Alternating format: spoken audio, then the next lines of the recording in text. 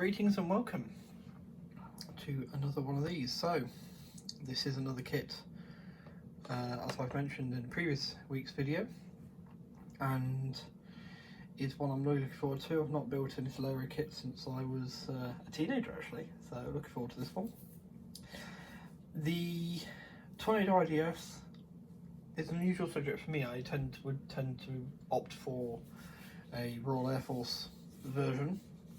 However, first saw this one at this is the Italian Aeronautica Militari, it's officially licensed as well, proper sticker, from 311 Group, 1956 to 2016, they commemorative on their 60th anniversary scheme. This fantastic eagle paint scheme. We'll see more when I flip the box over to its back, where you see the paint scheme is Italeri's way. I used to call it Italeri, but it needed a second day, wouldn't it? Italeri. Yeah, basically, it absolutely blew me away at 2015 Cosford show, and I saw it again. I want to say it was the 2017 Riot. So yeah, tattoo. So yeah, again, absolutely stunning aircraft, and just looks amazing, looks incredible with this paint scheme on. So yeah. Had to pick it up. So we're going to do a bit. Usually it's about sort of open it and sort of show inside, but we do actually have the paint scheme on the reverse. So this is from 2016 then, so obviously it's bang in the centre of my two dates, and you have this fantastic, look at this eagle and the wings, of course. So the eagle's wings actually move on this one as it goes in that, and the tail around that place on the replicated underneath. You got the talons. It just looks incredible. I'm hoping it's going to be a real motor story. It's one of those nice stands like I've used for the Majesty of the Lancaster and the Nat. So let's see what we get. What do we get? Feel free, by the way. That voucher code. Feel free. I'm never going to use it. But obviously, once someone's used it, yeah, it's going to be in it. So we'll pop some of these bits to one side. There we are. Have a good look at that. Sun for strike. Okay. So on the main generic. Oh no, maybe not so generic if it's that. Did play that. I'll watch someone play that. Anyway, not here for that. That feels like a transfer sheet. That is indeed a transfer sheet. One I think two looks like. And here is our bag of bits. I always forget how big the Tornado is in 172 scale. I've got 48 scale one in the loft, in my stash. In the loft. Oh, a bit like the B17, it all stuck to it. So, here we are with the instruction sheet. So you get your bit of information in English, Italian, German, French, Spanish and Russian. So you can see it's kit number 1403. So it is of this style, looks very nice and simple actually, nice simple build. So you got your kit diagram, you've got your colours needed, dark gold grey, flat olive drab US Army. I've just ordered some of that. I don't think. Ooh. Dark gold grey. So I wasn't sure I'd have the colours for this or not. Drab. No, I don't have the drab on there. It's not in that one, is it? Dark green, European green, green drab. That could well be olive drab. What do you reckon? Let me know in the comments. Obviously it's too late by now. Hopefully by the time this video airs, I'll have long had my olive drab paint. And what else does it need? Flat back, yeah, got that gloss white. I'll go for a flat white, I prefer the flat look. So I'm going to gloss it later. Gloss silver, so metallic silver, and gunmetal. So an aluminium and a gunmetal basically. Yeah, I've very definitely got the paints for this. But olive drab's the only one that intrigues me. Now, if you just indulge me another second, I do have another paint set here from Hattacker. I do like my Hattacker ones. I've got Vallejo as well. I really love the Vallejo, Hattacker and Citadel are my main go-tos. Dark sea blue, night black. And this one they've got light gold grey here. Interesting orange, that's the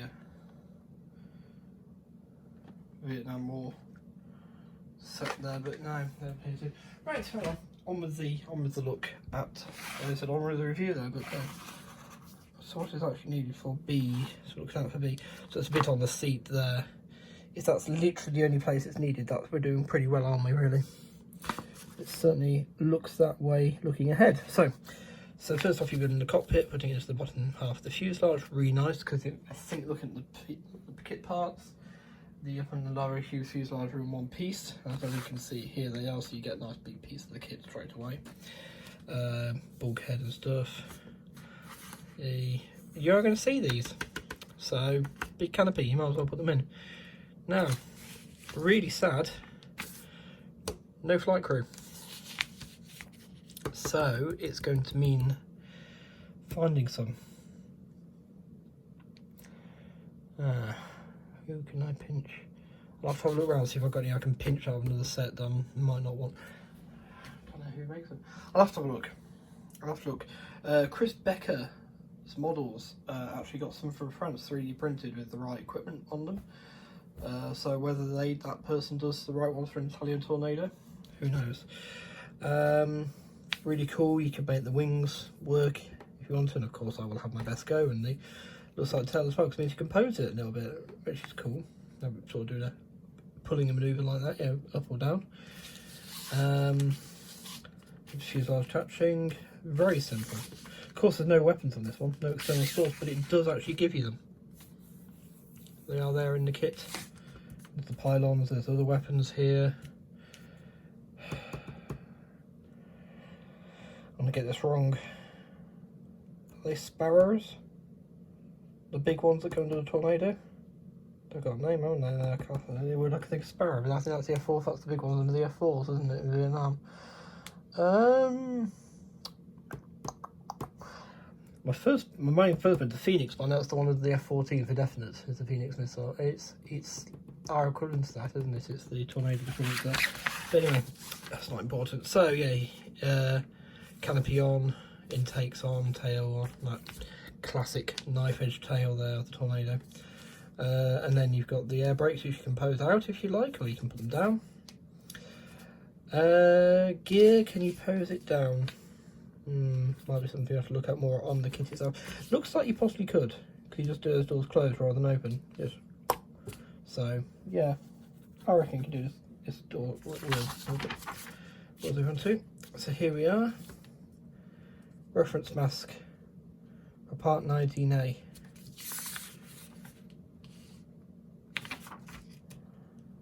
Part 17A.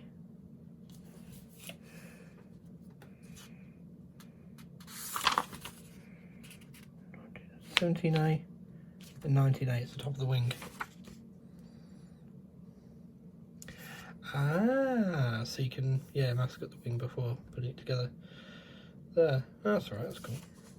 So again, you get the gunship grey, goes on, most of it's white underneath, with some black. It says gloss black. Again, if you want a gloss finish, I personally think you're better just to finish the model, and then whilst it's all masked up still, then give it a gloss coat, varnish, a few varnish coat.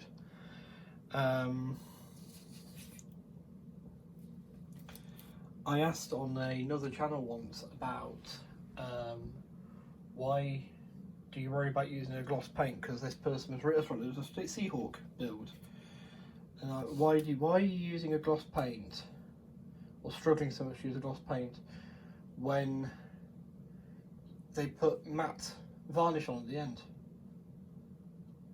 Because you've immediately destroyed that gloss, you've matted it down straight away. So I don't understand why you're worrying, because they gloss varnished it, then put the transfers on, or future, I think it is future or pledge, or one of those floor polish type things. Then they put the transfers on, and then they matte varnish the whole thing, and that was the finished product.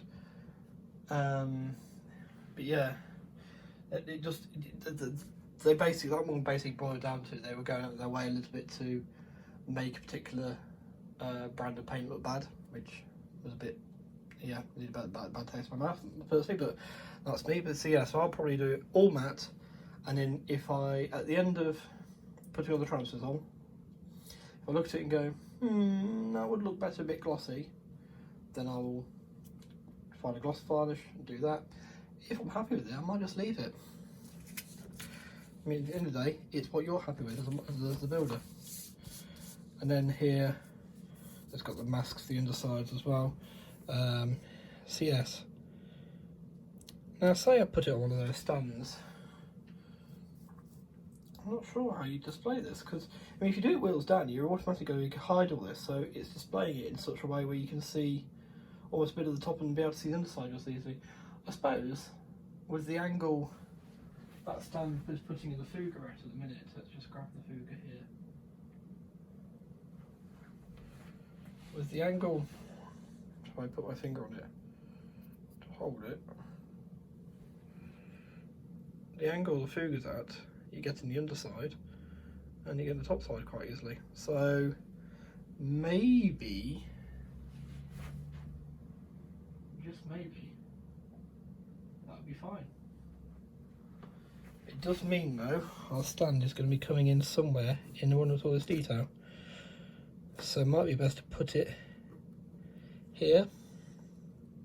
It's roughly centre, isn't it? It's a bit off centre. I'm just going to keep it like that. But then you've got the heavy part behind it going down towards the base. I don't know, I'll have a bit of think about that. I mean, the other way I think is to create a custom stand that it goes up the tailpipe of the aircraft, which might be the thing I look into next, I suppose. But yeah, the build itself looks really nice and easy. It looks like a good mojo restorer, to be honest, if it all goes together. Let's have a look at the transfers. So you get 2 sheets of. Look at the detail. Look at the detail here. Being Italian, you can probably assume that it's. Can we get both on? Just about. There's a couple of stripes here, I think.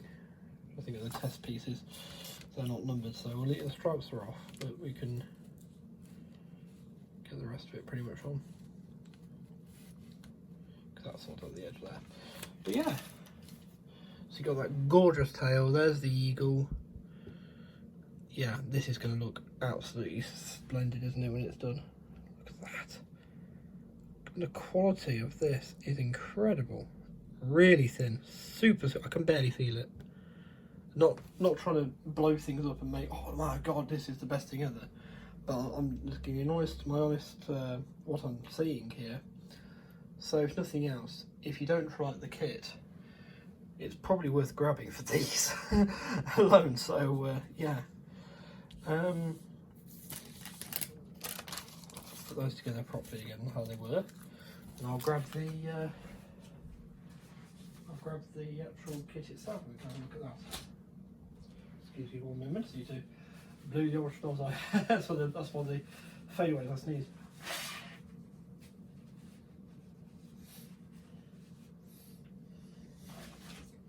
I'm trying to keep this a little bit more conversational. I'm not looking to be professional, which is probably a fortunate thing really, because I don't have a cat soak in hell. I wonder where that saying comes from, cat soak in hell. Very odd one. I mean, once you find out that no room to swing a cat in here comes from the Cat of Nine Tails whip, punishment method from the Navy, that still makes sense. But yeah, cat's hope in hell. Anyway, so first up, clear parts are in a separate bag. These are all together. But actually, that's not too bad, because they're quite well locked together. There's no sliding around between screws there. Canopy looks nice. There's a little bit of distortion, but there's going to be. I was looking at a picture of a Spitfire I took a couple of years ago, in 2020 actually, and the bubble canopy was distorting on the two-seater, and the rear seat is more of a bubble canopy, and yeah, distorting that. Anyway.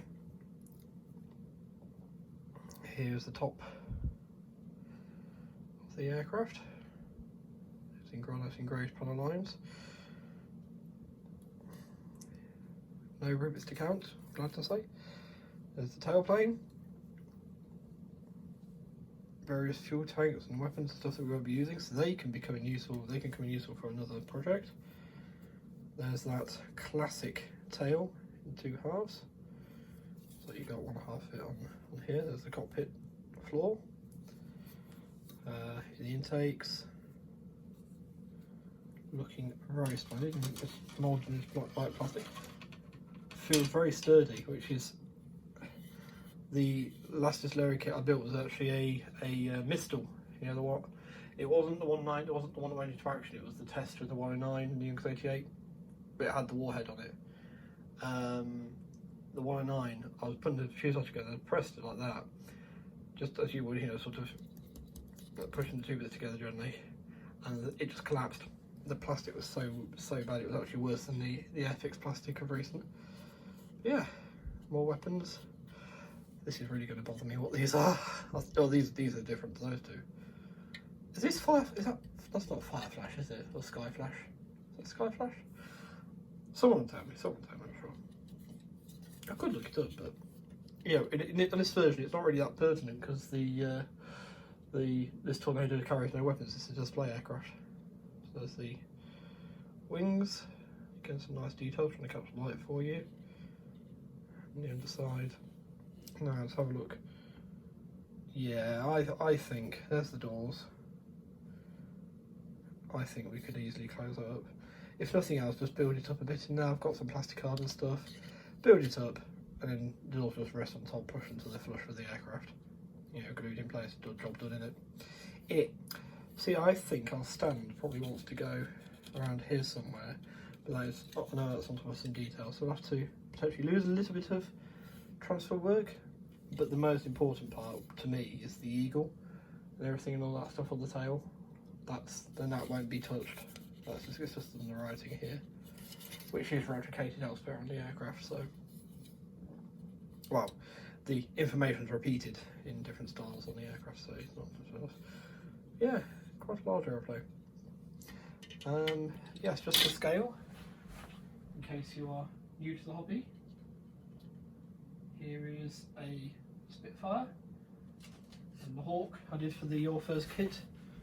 So there's the Hawk on the one side for scale, and there's the Spitfire. There's the Spitfire. So you can see, you know, if we actually line them up,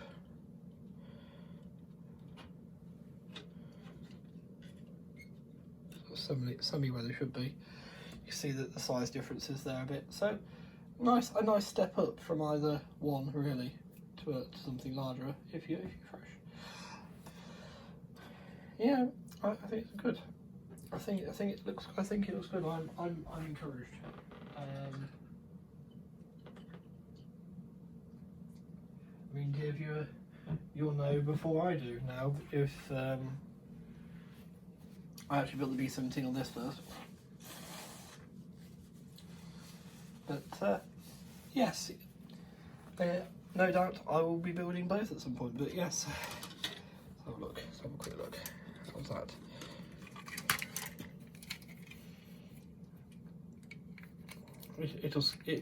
Italeri have actually got some. So I was trying to say about 3 words at once there. Italeri have actually got some nice kits coming out this year. Some nice, interesting subjects. Really hoping this goes nicely because there we are, still on sprue, and that's actually not a bad fit considering. Yeah, the sprue's stopping it. But yeah, so I'm really hoping this goes nicely because this is a more recent kit, so obviously about 2016ish than that 109. So reset the feeling for Italeri. And that would include some Italian World War II subjects and stuff, so something really is quite different about that. You don't see anything else of it. I can foresee me sitting down and putting it together. If I can find some pilots for it, some crew for it, then we will really be cooking with gas. Besides that, we just ignore the fact it's got no crew and put it up, but it will look a bit strange in the air without them. But yes, nice thing is as well, we know how many crew we need because you can see them. One helmet, two helmets. So yeah, so this is what I mean. You see, so you got this aeration here, and that's where the stand is going to go. It's through part of that.